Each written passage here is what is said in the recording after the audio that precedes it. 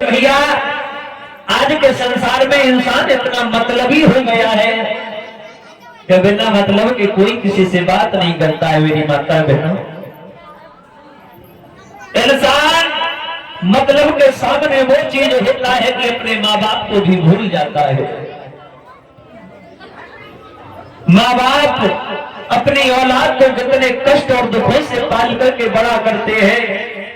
जब वही बेटा बड़ा हो जाता है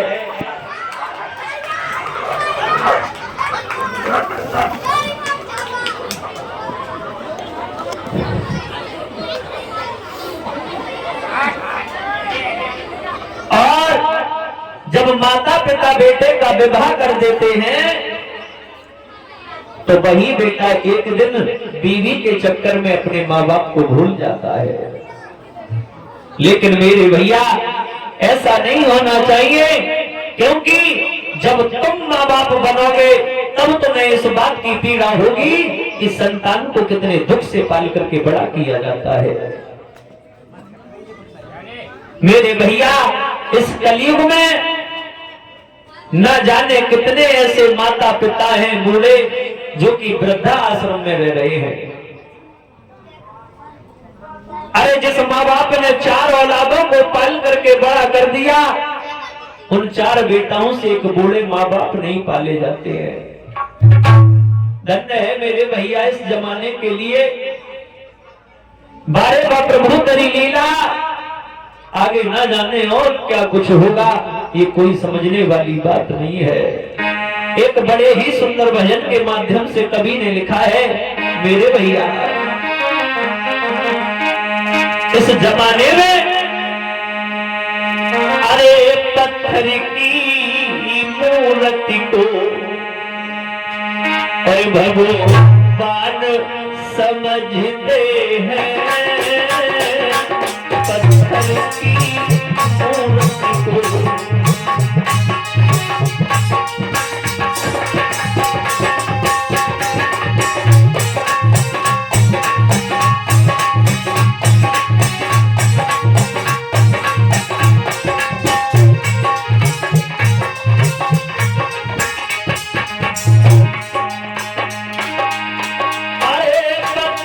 की मूर्ति को भगवान समझते हैं। और अरे माँ बाप की सेवा को, माँ बाप की सेवा को अरे अपमान समझते हैं। माँ बाप की सेवा को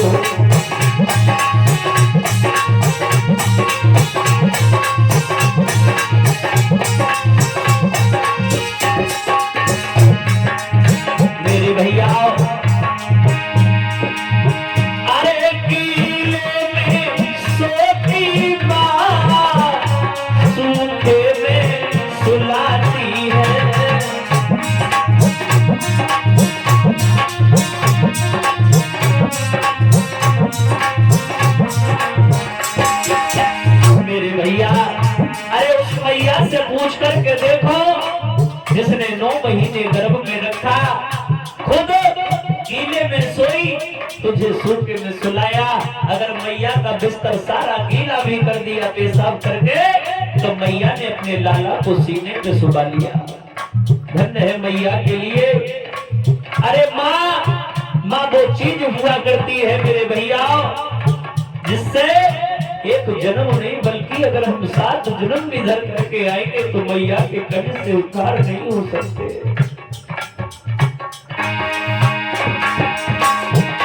गीले में सोती माँ, सूखे में सुलाती है। गोदी के पलड़े में बेटा को झुलाती है। ऐसे इस रिश्ते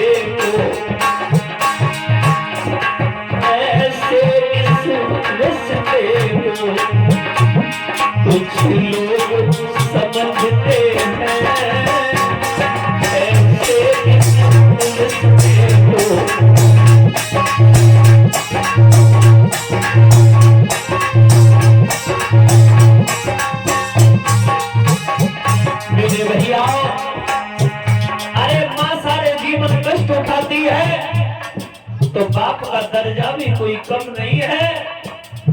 माँ ने अपने गर्भ में रखा, सारी पीड़ा सही, लेकिन मेरे भैया, मेरी माता बहनों, अगर बाप खत्म हो जाए बारे पे बच्चे के सारे खेल खिलौने खत्म हो जाते हैं। माँ चाहे छोटे छोटे बच्चे हों, अगर बबुला गुजर जाए, मेरे दादा जो बच्चे के अरमान हुआ करते हैं वो सारे खत्म हो जाते हैं।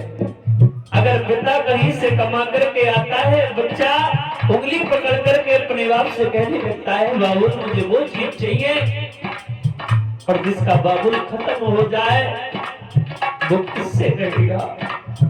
अगर अपनी मैया से कहेगा तो मैया कहां कमाने जाएगी?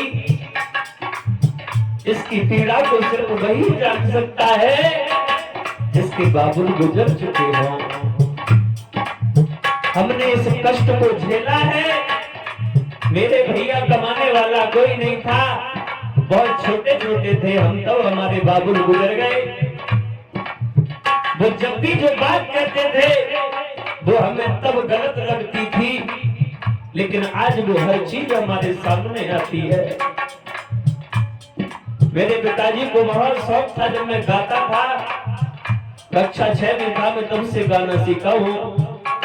मेरे पिताजी जब कक्षा 6 का प्रोग्राम था, कन्हैया बनकर के मैंने गीत गाए तो दुख करके सुन रहे थे, उन्हें बहुत अच्छा लगा। फिर मुझे बाजा ला करके दिया, लेकिन तब तक मैं सीख पाता, उनके सामने व्यास मंच पर बैठ करके गा पाता, तब तक मेरे पिताजी गुजर गए।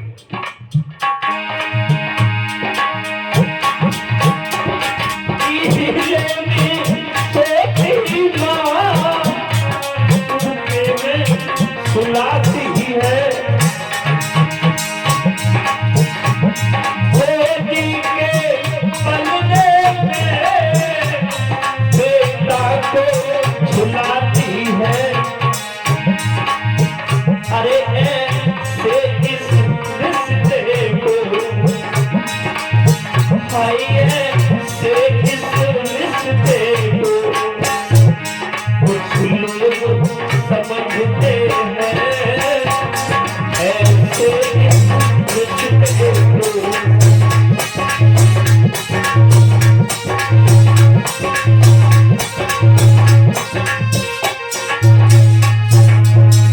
जिनके माँ बाप सामने जीवित होते हैं वो मोहब्बत नहीं करते हैं अपने माता पिता से, लेकिन मेरा तो यही कहना है कि सबसे ज्यादा अगर आप गंगा नहाने जा रहे हो मत जाओ, कहीं तीर्थ स्थान पर जा रहे हो मत जाओ, सबसे ज्यादा अपने माँ बाप की सेवा कर लो तो सारे तीर्थ धाम घर पर ही हो जाएंगे।